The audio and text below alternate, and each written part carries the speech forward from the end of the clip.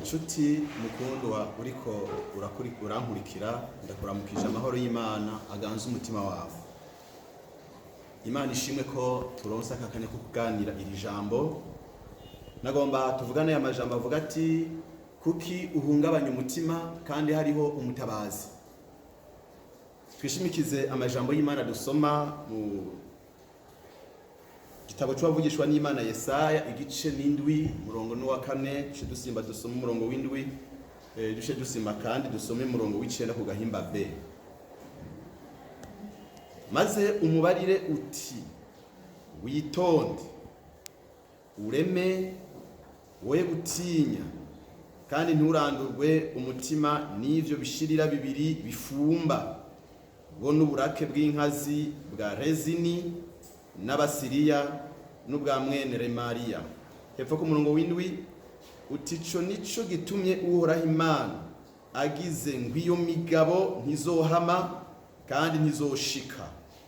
Kuri 9 ku kagahimba B haravuga ngo ariko nimwanka kwizera nukuri ntimuzoshikama. Aya majambo yaje ava mu ijuru. Aya ni Imana yonyene ubwayo yavuze yarungikanye umuvugishwa wayo Yesaya. Yarungikiye umwami Ahazi yararongoye ico gihe Abayuda. Ico gihe Ahazi yari afite imigabo mibi n'abami bihugu bibiri.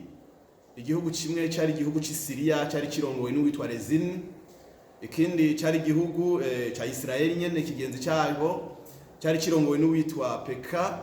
Abo bagiye hamwe bagira ico bita coalition Siro Efraimite kugira ngo bafate uyu mwami w'Abayuda bamutere. Mbega bamuziza iki? Sikindi bamuziza nuko uyu mwami w'Abayuda atashaka kubashigikira mu migabo bafise yo gutera Ashuri, kuko Ashuri barakundana n'uyu w'Abayuda, ariko kandi aba bami bandi babiri bagashaka kumutembagaza. Rero bamugira imigabo yo kumukura kugira ne bamara kumukura biyimikira uyundi azobashigikira.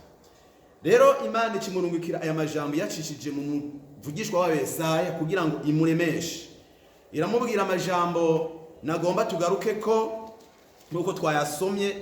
Iramubwira ati witonde. Ryo ni rimwe nawe Imana ikurungikiye muntu w'Imana uri kuranyumva. Ni witonde mw'ivyo birako biraguhahamura mu mutima.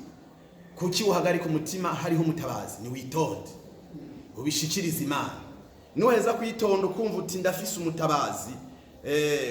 Wowe mbere ureme, woye guhungabana, ureme, ushikame, ukomere. Gatatu, woye gutinya, hariho umutabazi, woye gutinya kandi nturandurwe umutima n'abo bami babiri nk'uko ijambo ry'Imana ryo ryabise ngo nibishirira bibiri. Rero ibishirira bifumba iyo bitariko biraka biriko biragenda kuzima. Rero ivyo biriko biraguhungabanya muntu w'Imana bisigaje akanya gato bikazima. Rero Imana ikubwiye ati ku murongo w'induti iyo migabo yabo ntizohama. Ivyo biguhungabanya ntibizohama ntibizoshika. Ico usabwa ni kimwe, usabwa kwizera. Ariko kutizeye ntiwoshikama. Kwizera Imana mbe bisobanura iki? Mukundi uri urankurikirana kandi wongera unyumva. Kwizera Imana no kumenya ko ataco wokora kugira ngo uve mu iyo situation mbi cyane woba urimo. Uri mu bihe byo guhagarika umutima kubo bagufuta ku kazi kubera ibi nabiri barakubesheye barakuzingiritiye birateye ubwoba, ariko umutabaza arahari ni Yesu Kristo umwana w'Imana. Ndaguhamagarira kumwizera.